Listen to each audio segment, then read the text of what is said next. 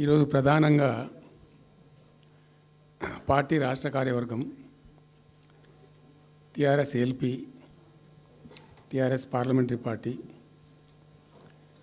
మిగతా విస్తృతంగా వచ్చినటువంటి నాయకులందరితో కలిపి సమావేశం పెట్టుకున్నాం.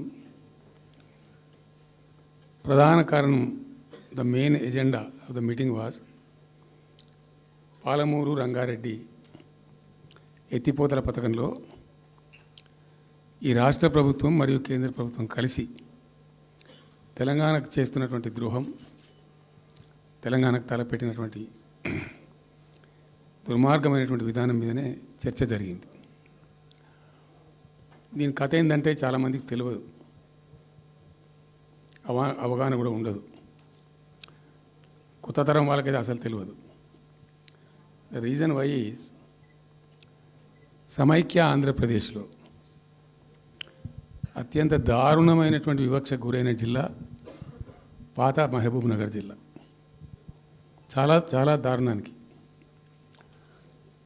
రీజన్ ఏంటంటే వనరులు లేక కాదు, వసతులు లేక కాదు. కృష్ణానది ప్రవేశిస్తదే మహబూబ్ నగర్ జిల్లాలో.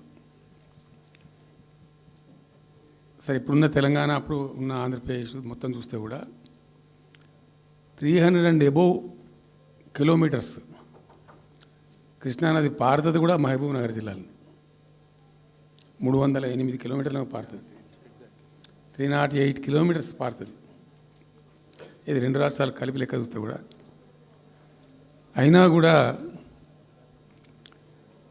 50 ఏళ్ళు అప్పటికి 50 ఏళ్ళు పరిపాలించినటువంటి కాంగ్రెస్ పార్టీ కానీ, ఆ తదనంతరం సుమారు దగ్గర ఒక 20 ఏళ్ళు పరిపాలించిన తెలుగుదేశం పార్టీ కానీ, పాలమూరుకు చాలా దారుణమైనటువంటి, తిరిగి కోలుకోలేనటువంటి దెబ్బ కొట్టిన పార్టీలు ఈ రెండు పార్టీల ప్రభుత్వాలు.